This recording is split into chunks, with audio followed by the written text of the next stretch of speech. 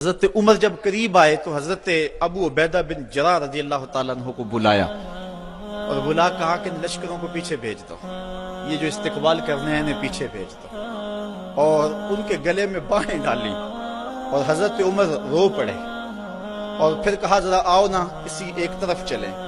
اب جدھر جائیں تو لوگ دیکھ رہے تھے، ایک درخت کی اوٹ میں حضرت عمر کھڑے ہو گئے اور حضرت ابو عبیدہ بن جراح امین الامہ اللہ اکبر ان کے گلے میں باہیں ڈال کر کے حضرت عمر روئے اور رو کے حضرت عمر نے کہا کہ سنو ذرا لفظ، کہا انا کنا اذل قوم فاذن اللہ بالاسلام، کہا ابو عبیدہ ہم ذلیل لوگ تھے، ہمیں محمد عربی کے جوڑوں نے عزت دی ہے، ہم غریب لوگ تھے، ہم ذلیل لوگ تھے، ہمیں عزت دی ہے تو محمد عربی کی غلامی نے دی ہے اللہ۔ اور اقبال نے اسی فلسفے کو جو ہے وہ نچوڑ کے رکھ دیا، وہ کہتا ہے کی محمد سے وفا تو نے تو ہم تیرے ہیں، یہ جہاں چیز ہے کیا لوح و قلم تیرے ہیں، وہ کہتا ہے تو میرے پیارے محمد کا ہو جا سارا زمانہ تیرا ہو جائے گا اللہ اکبر۔ حضرت عمر رضی اللہ تعالیٰ عنہ مسجد اقصی میں گئے اور جا کہتے این البلال، بلال کہاں ہے؟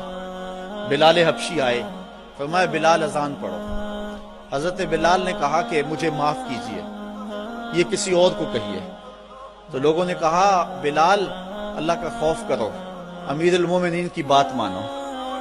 حضرت بلال حبشی بوڑھے ہو چکے تھے اس وقت، آپ کھڑے ہو گئے صخرہ کے پاس اور اذان دینا شروع کر دی۔ میں نے روایت میں پڑھا کہ لہجہ دہلتا ہے کہ جب حضرت بلال کی آواز بلند ہوئی نا اذان میں تو عمر کی آواز چیخوں میں اس سے بھی بلند ہو گئی اور حضرت عمر رو پڑے۔ حضرت عمر روئے تو سارے صحابہ رو رہے، پوری مسجد اقصی صحابہ کی چیخوں سے گونج رہی ہے، ادھر بلال اذان دے رہے ہیں اور ادھر صحابہ رو رہے ہیں۔ اور حضرت سیدنا عمر رضی اللہ تعالیٰ عنہ نے کہا فَمَهْمَا نَطْلُبُ الْعِزَّ بِغَيْرِ مَا عَزَّنَا اللَّهُ بِهِ أَذَلَّنَا اللَّهُ، کہا ہمیں عزت ملی ہے حضور کے صدقے، اور اگر ہم نے حضور کے علاوہ اب کسی اور جگہ سے عزت ڈھونڈنا چاہی نا تو اللہ ہمیں ذلیل کر دے گا، اللہ ہمیں رسوا کر دے گا۔ تو یہ عزتیں اور یہ مرتبہ و مقام جو امت مسلمہ کو ملا یہ حضور کی چوکھٹ سے ملا ہے، یہ حضور کے در سے ملا ہے۔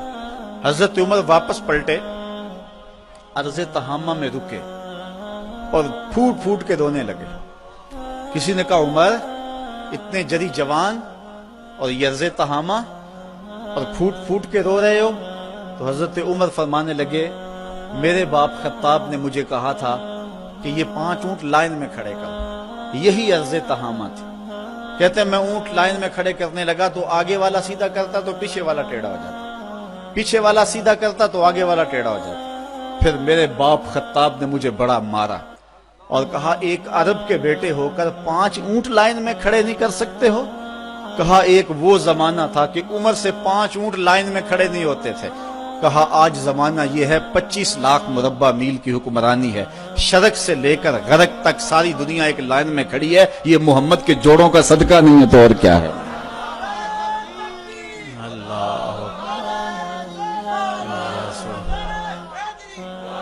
کی محمد سے وفا تو نے تو ہم تیرے ہیں، یہ جہاں چیز ہے کیا لوح و قلم تیرے ہیں۔ حضور سے وفا کے رشتے کو استوار تو کر کے رکھے۔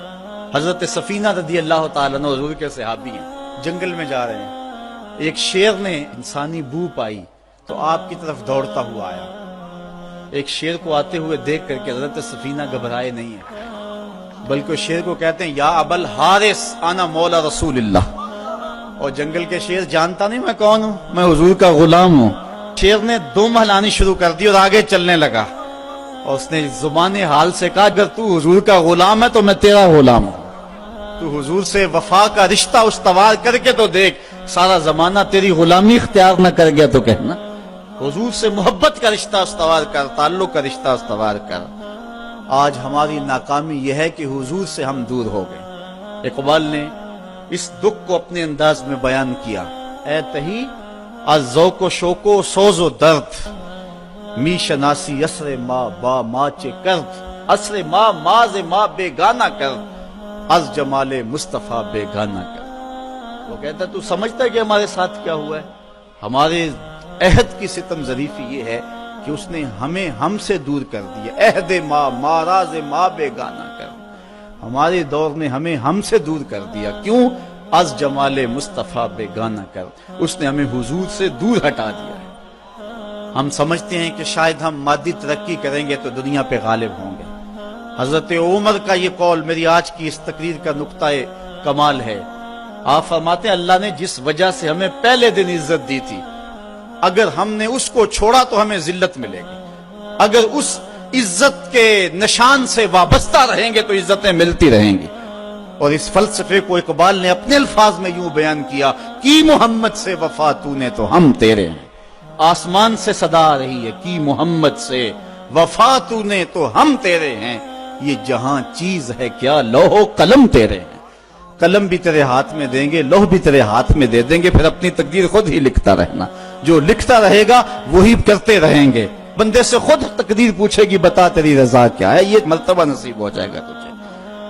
اگر ہم حضور سے وفا کے رشتے کو استوار کرتے ہیں تو پھر زمانہ ہمارا باج گزار ہے, ورنہ در در کی ٹھوکریں ہمارا مقدر. یہ تاریخ ساز جملہ مسجد اقصی کو جاتے ہوئے حضرت عمر رضی اللہ تعالیٰ عنہ نے کہا تھا, اے ابو عبیدہ, جس چیز نے ہمیں پہلے دن عزت دی تھی, ہم ذلیل قوم تھے. اگر ہم نے اس چیز سے ہٹ کر کسی اور جگہ سے عزت مانگی تو عزت نہیں ملے گی, اللہ ذلت دے گا. اس لیے ہم اگر عزت چاہتے ہیں تو پھر اسی چوکھٹ پہ آنا ہوگا, اور وہ چوکھٹ محمد عربی کی ہے. علامہ اقبال بڑا خوبصورت جملہ کہا, مغرب کا فائدہ اس میں ہے کہ وہ آگے کی طرف جائے. مغرب اگر آگے جائے تو اس کی مجبوری ہے, اس کے پیچھے ہے کچھ نہیں. اگر مغرب پیچھے پلٹے تو پیرس کی گلیوں میں کیچڑ نظر آتا ہے, اگر پیچھے پلٹے مغرب تو سوائے اندھیرے کے کچھ نظر نہیں آتا. لیکن اگر مسلمان پیچھے جائے تو مدینے کی گلیاں وحی کے نور سے چمکتی ہوئی نظر آتی ہیں. پیرس میں تو اندھیرا ہے لیکن ہمیں بغداد عروس البلاد نظر آتا ہے. جب شارلیمان اس کے لارڈز ابھی دستخط کرنے کی مشق سے گزر رہے تھے, ابن حزم کے قلم سے 1000 کتابیں نکل چکی تھی. جب یورپ ابھی سواد آشنا بھی نہیں تھا, ہمارے منجم ستاروں پہ کمندیں ڈال چکے تھے. اس لیے ہمیں آگے جانے کی کیا ضرورت ہے, ہمارے تو پیچھے روشنی ہے, ہمارے پیچھے نور ہے, پیچھے اجالے. وہ ایک زمانہ تھا کہ بش نے کہا تھا, آپ کو یاد ہوگا 9/11 کے واقعہ کے بعد, کہ ہم تمہیں پتھر کے زمانے میں دھکیل دیں گے. تو مصطفی اجتماع کے موقع پہ میں نے متصل چند دن بعد بیان کے گفتگو کرتے ہوئے کہا تھا کہ گوری چمڑی والوں کے لیے پتھر کا زمانہ تو نامانوس ہوگا, لیکن ہماری زندگی کا سارا حسن تو اسی پتھر کے زمانے میں پڑا ہوا ہے. میں نے کہا تھا ڈراتے ہو میں اس زمانے سے, ہمیں تو لے جاؤ اس پتھر کے زمانے میں جہاں کھجور کی چٹائی پہ بیٹھ کے محمد عربی زمانے کو زندگی کا درس دے رہے ہیں. جب مسجدیں کچی تھی ایمان پکے تھے, وہ ٹپکتی ہوئی چھتیں لیکن ایمان پختہ, وہ ممیاتی ہوئی بکریاں, وہ جگالی کرتے ہوئے اونٹ, وہ مدینے کی کچی گلیاں لیکن پختہ کار لوگ. ہمیں تو لے جاؤ اس زمانے کے اندر جہاں زندگی کا حسن تھا اور زندگی کا جمال پایا جاتا تھا. زندگی کا سارا حسن اگر ہم ڈھونڈتے ہیں تو ہمیں اس زمانے میں ملتا ہے. اللہ اکبر. کبھی ہے نوجوان مسلم تدبر بھی کیا تو نے, وہ کیا گردوں تھا تو جس کا ہے ایک ٹوٹا ہوا تارا. تجھے آبا سے اپنے نسبت ہو نہیں سکتی, وہ کردار تو گفتار, وہ ثابت تو سیارہ. وہ موتی علم و حکمت کے کتابیں اپنے آبا کی, جو دیکھا ان کو یورپ میں تو دل ہوتا ہے سی پارا. صاحبو آئیے ہم اپنے اس دور کی طرف پلٹنے کی کوشش کریں, اس دور حسین کی طرف, اس خوبصورت زمانے کی طرف, محبتوں کے اس سلسلے کی طرف جہاں نور ہی نور اور روشنی ہی روشنی نظر آتی ہے, جہاں اجالے ہی اجالے نظر آتے ہیں, جہاں محبتوں کے کھلے ہوئے گلاب نظر آتے ہیں. ہماری زندگی کا سارا حسن, ہماری زندگی کا سارا جمال اور ہماری زندگی کی ساری روشنی اسی دور فرخ فال کے اندر ہے اور اسی دور حسین کے اندر ہے. ہم نے پلٹنا اور اپنے آپ کو کھینچ کے پھر لے جانا ہے حضور کے اس دور کے اندر جب انسانی زندگی کو بانگ پن تھا, جب حضور سے وفا کے رشتے اتنے گہرے تھے کہ عورتیں بھی حضور سے وفا کی بات کرتی تھی اور مرد بھی حضور سے وفا کی بات کرتے تھے, بچے بھی حضور سے وفا کی بات کرتے تھے. محبتوں کا سلسلہ, آج وفا کا سلسلہ ٹوٹ گیا. آج حضور کی توہین ہوتی ہے تو کسی کو بولنے کی توفیق نہیں ہوتی. جمہوریت پہ بات ہوتی ہے تو سارے بول پڑتے ہیں, اور محمد عربی کو گالی دی جاتی ہے تو کسی کو توفیق نہیں ہوتی ہے. ہم سمجھتے ہیں کہ شاید جمہوریت میں ہماری بقا ہے, کوئی سمجھتا ہے کہ ماشاء اللہ نظام کے اندر ہماری بقا ہے.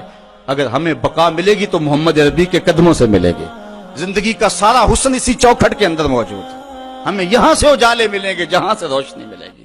آؤ تمہیں وفا کی ایک کہانی سناؤں, آؤ محبتوں کی ایک کہانی سناؤں. مدینے کا شہر ہے, اللہ کے محبوب جلوہ فراز ہیں.